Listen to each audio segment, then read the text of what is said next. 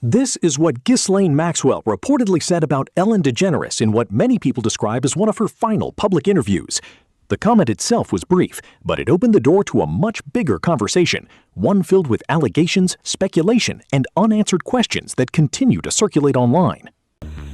Her stories have changed so many times about what happens, when it happens, how it happens, with different versions. And each time she speaks, there's a different version. For years, rumors have linked Ellen's name to some of the most controversial stories surrounding Jeffrey Epstein. Supporters dismiss the claims as conspiracy theories, while critics argue that leaked emails, voice recordings, and witness statements raise serious questions. As more Epstein-related documents continue to be discussed online, some people believe Ellen's role in Hollywood deserves a closer look. And the allegations don't stop there. Some of the most shocking claims being shared today go far beyond Epstein and have fueled endless debate across social media. Circulating right now that the Epstein files reveal Ellen DeGeneres as, and I'm quoting this directly from the posts, Hollywood's most prolific cannibal, that she consumed human flesh. Ellen DeGeneres is named in the Epstein documents, and that part is real. Her name appears in the broader index of over 300 high-profile individuals that show up across the investigative materials. Flight logs, communications, third-party interviews, peripheral records. And so if I do, I don't want it to go to waste. Who will eat pizza if I... Jennifer? Yes? Harrison? Yes? Yes? All right. Too large? What do you think? I'm going to order some pizza. The Ellen DeGeneres Show ran for nearly 2 decades and became one of the most influential daytime programs in television history. During that time, Ellen interviewed countless celebrities, politicians, and public figures. But in the later years of the show, her carefully crafted public image began to face scrutiny. Reports emerged describing an allegedly toxic workplace behind the scenes, creating a stark contrast to the "be kind" message viewers had come to associate with her brand. At the same time, critics began revisiting old interviews and controversial segments from the show. Some internet investigators even claimed these moments hinted at something much larger. Whether those claims have any merit remains heavily disputed, but they continue to be discussed by people trying to connect Ellen to the broader Epstein story. Let's talk about this facial that you're obsessed with. How many, did you get the whole cast of Ocean's 8 to do this? Not everybody. Okay, good, smart ones. Just those that I thought would appreciate it. Okay, explain what it is. Well, it's this way in which one forces through microneedling. It's like a little roller with these, I think many of you know it, and it pushes through the skin and ruptures the collagen and then boosts it. You look like a burn victim for a day, but then it pushes the serum. What are you pushing into the skin, Sandra? Sarah? Carrie? What are you pushing into the skin?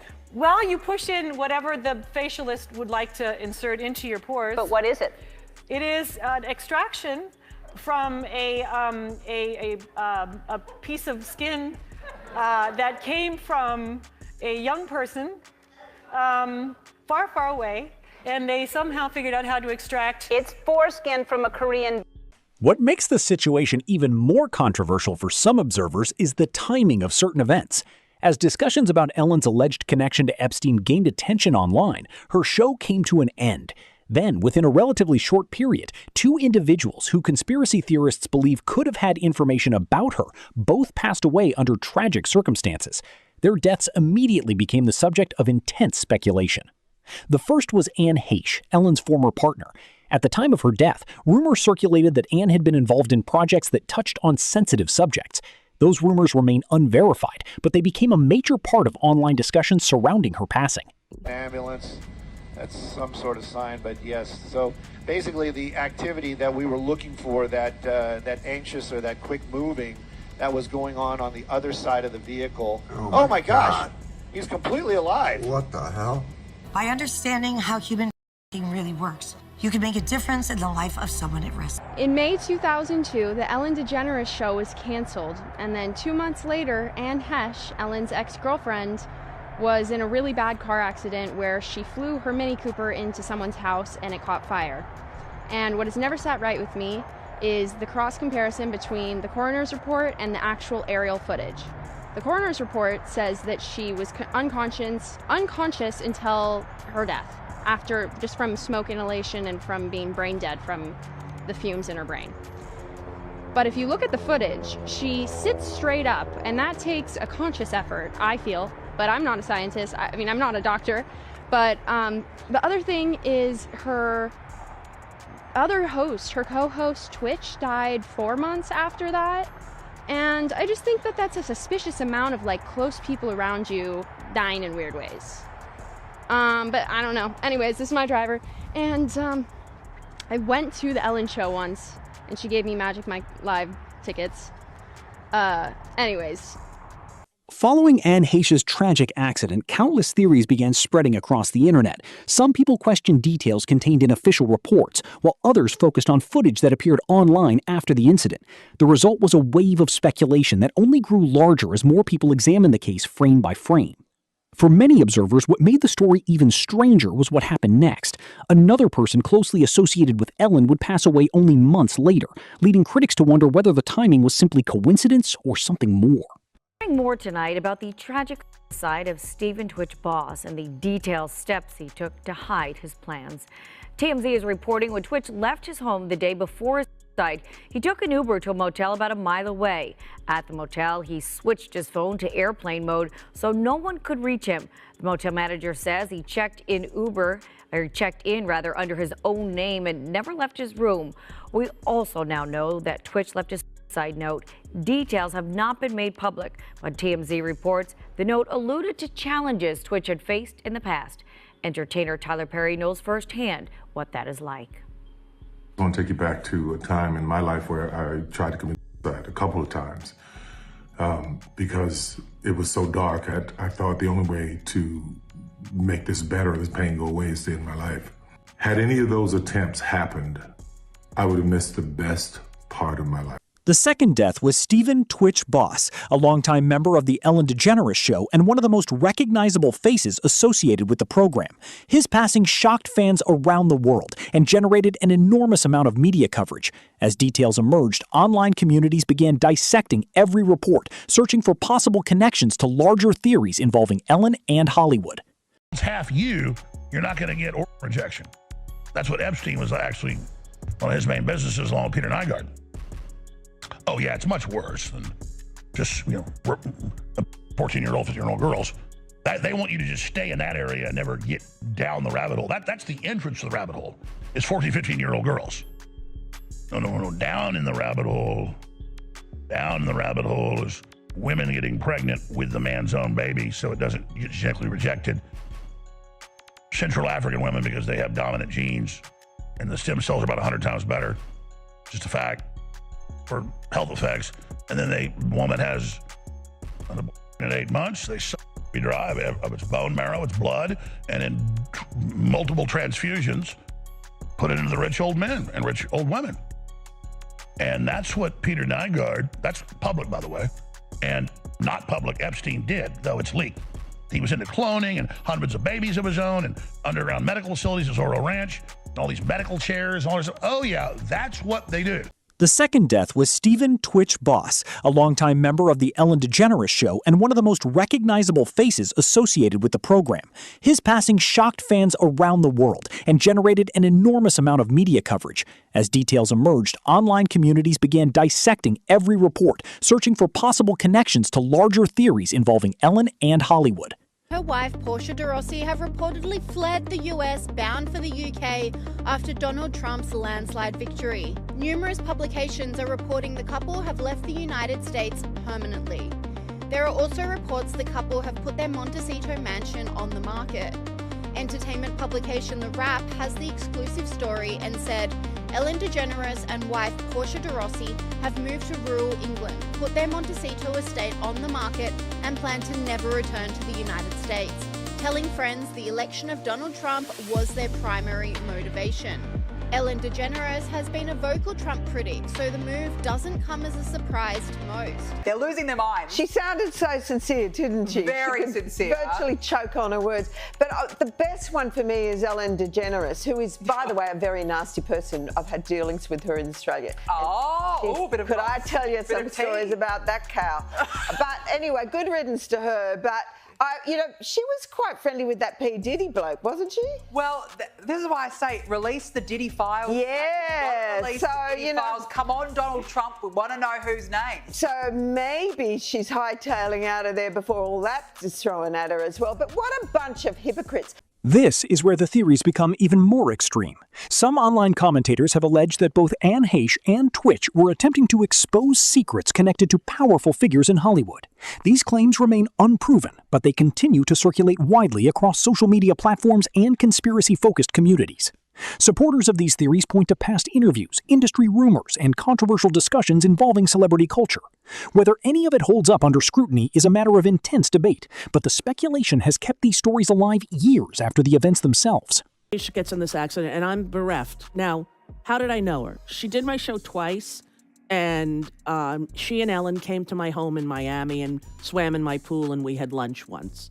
So Right. I knew her, not really well, but in the celebrity vernacular, and that she was with Ellen for a while, and then how her career suffered, and her book, Call Me Crazy. There was a horribly, horribly tragic child in that family, and I've always sort of felt sorry for her. So when she's dying and when that all happens, I'm legitimately bereft in a way that maybe surprised me. I'd wake up in the morning and think, oh my God, something's wrong. Oh, Anne Heche is in a coma.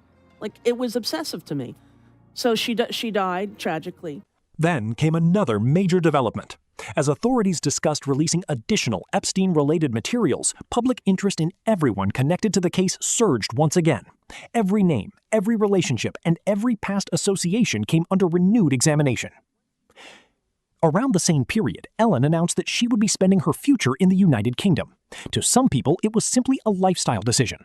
To others, it became another detail added to an already growing list of suspicions. But they also never asked you to come on. Well, no, they asked me once at the end, towards the end. I was going to go on for SMILF, but I wanted to bring someone with me because I thought it might be a little less awkward. And that brings us to Rosie O'Donnell.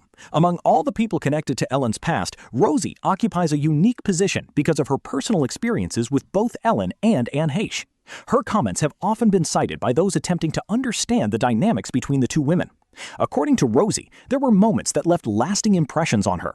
Those experiences would later become highly relevant once Anne's death reignited public interest in her relationship with Ellen. I was not very, I was one of those people who was not surprised by all of his, the charges against him. But on The View, they would not discuss it. Every time I tried to bring it up, it became a little fight. After Anne Heche passed away, questions immediately surfaced about her relationship with Ellen during the final years of her life. Public statements and personal recollections did not always appear to align, creating confusion and fueling even more speculation. Rosie's observations became part of that discussion. For some viewers, they raised additional questions. For others, they changed nothing at all. Either way, the debate continued to grow. Watch your mother kids be around weird agents and taking auditions. No, don't let your kids get into acting. Do not let your kids get into that shit. Has it ever worked out? Well, the other thing is, look at what happened with that Sandusky guy. That guy was taking care of kids. His whole thing was hey, I do charitable work with children. I do charitable work and I take care of these kids. Camp. Yeah, I'm just all about helping kids. It's all about helping kids. They're our future. Here's the thing. He's one of many. There's got to be a bunch of people that ran their business that way. But Weinstein, they say in Hollywood, my agent's oh no, yeah, it's about time he got caught. I'm what? Everyone knew this? Dude, everyone knew. Did you see his contract? It was in his contract. The way he had his contract set up was they had a certain amount of money that he would have to pay if he had a sexual harassment claim against him. It was it was a thing for him. Yes. He had so many claims. That's first offense was $100,000. Second offense was $250,000. Third offense was $750,000. Fourth offense was $1 million. He had it written into his contract with Miramax. His contract with the Weinstein Company. He owned Miramax, right? I don't know. Explain that contract. He'd have to pay $100,000. Yes. They're protecting themselves. Oh, when they sign him, they go, okay, the first time you with one of these goods, it's going to be $100,000. Yes. Second time, it's $200,000. It's not just. Yes, I mean it was. That's so how big of a problem it was. It was such a huge. It was so known of what he would do, and look, even Quentin. But this story is bigger than one celebrity. Critics of the entertainment industry argue that Hollywood has a long history of protecting influential figures while dismissing allegations until they become impossible to ignore. Rosie herself has spoken about instances where concerns were allegedly overlooked for years.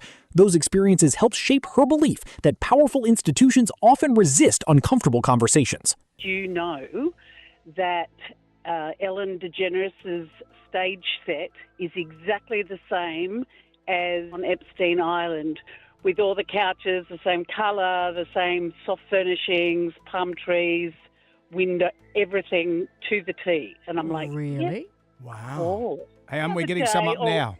Getting some up now on our screen? Yeah, there's palm trees. You're right. But look at the backdrop behind her, striped building. No, Emma, there's palm nothing trees. to see here. So don't berate her. I'm not berating, I'm just saying. I'm going to look further. Similar concerns have been voiced by many public figures over the years. Some have argued that vulnerable people, particularly young performers, have not always been adequately protected within the entertainment industry. These discussions continue to resurface whenever major scandals emerge, reinforcing concerns about power, influence, and accountability in Hollywood. Symbolism will be their downfall. Or is it just art? And let me be the first to tell you, it's all connected. I mean, if you know, you know. But first, let's go back to that video of Ellen DeGeneres. When the camera turns, you can see the inside of her house. Now, see that picture right there? Well, if you pause it and look it up, it says evil thoughts with revenge right next to it. Here's another picture of Ellen in her house, and this is the picture behind her. Now, the thing I'm curious about is the letters on top of the picture. These look oddly similar to the letters Marina Abramovich writes out when she does spirit cooking. Remember the beginning of the video? It's all connected. And that person that was in all red is Lady Gaga, and she went to Marina Abramovich many times for teaching. But let's continue. This is another picture of Ellen in her home. She's cutting her mother's hair, but what is that picture? As internet investigators dug deeper into Ellen's past, they began highlighting visual similarities, old photographs, and unusual coincidences. One comparison in particular gained traction after images connected to Epstein's island circulated online. To supporters of these theories, the resemblance seemed significant. Skeptics, however, dismissed it as nothing more than a coincidence. The disagreement remains unresolved. Question: which one do you prefer, lewd and lascivious conduct or procuring minors for prostitution? I suppose lewd and lascivious conduct. I would prefer lewd and lascivious conduct with a prostitute if possible. That exchange between Jeffrey Epstein and Ghislaine Maxwell on May 23rd, 2008 is part of some 18,000 emails from Epstein's personal Yahoo account obtained by Bloomberg News.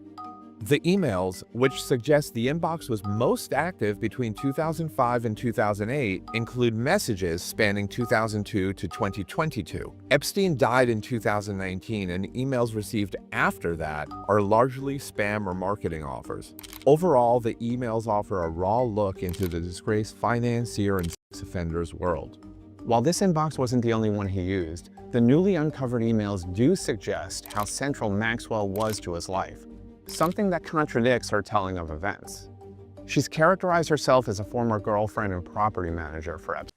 Other discussions focused on artwork, symbols, and imagery associated with celebrities. Some commentators claim these visuals pointed toward hidden meanings, while others argued that people were simply reading too much into artistic expression. Regardless of which side people take, these interpretations have become a recurring part of conspiracy culture surrounding Hollywood elites. A CNN exclusive report. Some of the inmates who served alongside Ghislaine Maxwell served time alongside Ghislaine Maxwell, the convicted offender and Jeffrey Epstein's co-conspirator. Some of those inmates are now speaking out, some saying they were punished by prison staff for talking about Maxwell. One woman who spoke to CNN's MJ Lee says that she was a former inmate at the minimum security prison camp in Bryan, Texas, when Maxwell was transferred and moved there. And she spoke to a reporter about it then, how Maxwell was getting special treatment and other inmates thought it was unfair. Well, after those comments and that interview was published, this woman says she was punished. He says, you know, did you speak to a reporter? He said, well, it's all over the World Wide Web. I waited in a cell for, I don't know, I think it was less than an hour. The warden came in, asked like what I was thinking, said that her phone was blowing up all weekend. I ruined her weekend. You know, I shouldn't have talked to them. And I did apologize. I mean, at this point, I'm a little teary-eyed. I said, you know, I didn't mean to cause issues. I answered a question, and when I told her that my daughter had, a experience, she rolled her eye. Despite all the speculation, one name continues to stand at the center of the Epstein story: Ghislaine Maxwell. As Epstein's longtime associate, Maxwell has remained a key figure in countless investigations and public discussions. Victim accounts have repeatedly described her role in recruitment efforts, making her one of the most important people connected to the network. Because of that, many believe she possesses information capable of reshaping public understanding of the case.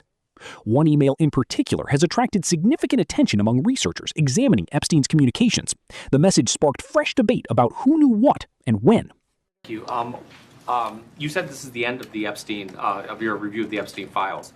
So, just to clarify, is the public going to learn the identities of the men who abused the girls with the information that you're releasing? And if not, why not? And then I have a quick follow-up. I mean, you just baked in an assumption into your question that I have never said and I don't know to be true. Is the public going to learn about men that abuse these girls? Like, what does that mean? I mean, I don't understand what that means. Well, I mean, they're the men who the young women through Epstein's, Look, we said in July, and it remains as true today as it was in July. If we had information, we meaning the Department of Justice, about men who abuse women, we would prosecute them, right? We talked about the work that we're doing. That's why I said that. I said this earlier. There's this built-in assumption that somehow there's this hidden tranche of information of men that we know about that we're covering up or that we're choosing not to prosecute. That is not the case. I don't know whether there are men out there that abuse these women. Even while serving her sentence, reports suggest Maxwell continues to attract unusual attention. Stories from former inmates and media investigations have fueled claims that she receives treatment different from other prisoners. Whether those accounts tell the full story remains unclear, but they have added another layer of intrigue to an already controversial case. Ate her ex-partner Anne Heche, piece by cursed piece, after the actress was eliminated in that blatantly suspicious car crash, while she was closing in on the Hollywood pipelines. Investigators now confirm that after the accident, Ellen pulled strings to claim Anne's body, locked it in her mansion freezer like unholy relics, and consumed her former lover in slow, deliberate occult ceremonies over the years. This is not some twisted modern fetish. This is primordial evil, clawing its way back, hidden behind red carpets, charity galas, and morning show smiles. We're teetering on the edge of the abyss. One more silence, one more cover-up, and this ancient evil devours everything. Our world, our children, our future. Don't move. This is our final warning. Before we dive in, subscribe to the channel if you haven't already, and join the People's Voice Locals community to join our incredible community, support the channel, and gain access to exclusive and uncensored content. Jeffrey Epstein's Hollywood elite circle has been exposed as outright cannibals. Not fringe rumors anymore. Hard evidence is surfacing from the 2026 Epstein file dumps. Millions of DOJ pages packed with jerky as code for human flesh, baby parts in freezers, yacht dismemberment rituals, and eyewitness accounts of Elise eating infant remains like it's a sacrament. Here is Epstein and Woody Allen, casually chatting about devouring parts and crunching like it's dinner talk. Hollywood's elite menu gets darker with every file drop. And for those willing to dig, it's all laid out in black and white. The smiling face repeatedly tied to it all? Ellen DeGeneres, the warm, relatable host who greeted millions every day while orchestrating Hollywood's darkest supply chain. For the elites, who've been hiding their vice in plain sight for years. Yes, we do consume each other's blood on occasion for ritual purposes only. It is used for a reason, and it is controlled, where it's like, let's shed a few drops of and each drink it. Ooh, I love babies. Oh yeah, they love on these. It's crazy. I mean, I do too, though, because I have an iron deficiency, so shit tastes good. Like, do you guys like the taste of blood? Do you? Does anyone here like the taste of blood? I like it. I eat. How old are you? 12. Oh, okay. Only to 10. That's good. Yeah. That's good. Pineapple. No one can seem to agree on anything anymore except for two things. And us. And us. My name is Roy, and for the most evil invention in the world contest, I invented a job robot. Epstein file investigators name Ellen as the bridge linking Epstein's island network to LA networks, drinking ceremonies, and feasts. And one person who was determined to expose the truth for years was Ellen's ex, Anne Heche. Before she was executed on live television, she found the links between famed power and the ancient dynasties who still pull the strings from the shadows. For many observers, the continuing fascination with Maxwell reflects a broader belief that the Epstein network has not been fully understood. Questions remain, and people continue searching for answers. Some of the most sensational allegations connected to the Epstein files involve supposed code words and hidden meanings in emails. These interpretations have inspired countless theories across the internet. While some investigators believe the messages contain evidence of darker activities, others argue there is no proof supporting those conclusions. Nevertheless, Ellen's name has occasionally appeared in these discussions, keeping speculation alive. At the same time, many reports have emphasized an important point. References found within released documents do not automatically prove the more extreme claims circulating online. This distinction is often lost as rumors spread across social media. Even so, the debates continue, with supporters and skeptics each pointing to different pieces of information to support their views. There are code words that suggest Jeffrey Epstein and his associates could maybe even be engaging in some sort of consumption. Is that human consumption? Are there code words? There's a lot of talk of beef jerky. There's a restaurant called The Cannibal where the owner is listed in some of these documents. Now, that isn't a restaurant that is just proclaiming to serve human meat by any means. But some of this just, it seems that there's a lot of conspiracies that make you wonder. And I saw more emails about Twitter, and these coded conversations still have a very clear topic that Twitter was big. It was a big driver for them, and these were sick people doing very, very sick things. So, what do you think? Was Jeffrey Epstein operating as part of a much larger network, or has the public already seen most of the story? Let us know your thoughts in the comments below. If you enjoyed this video, don't forget to like, subscribe, and turn on notifications so you never miss an update. Thanks for watching, and we'll see you in the next one.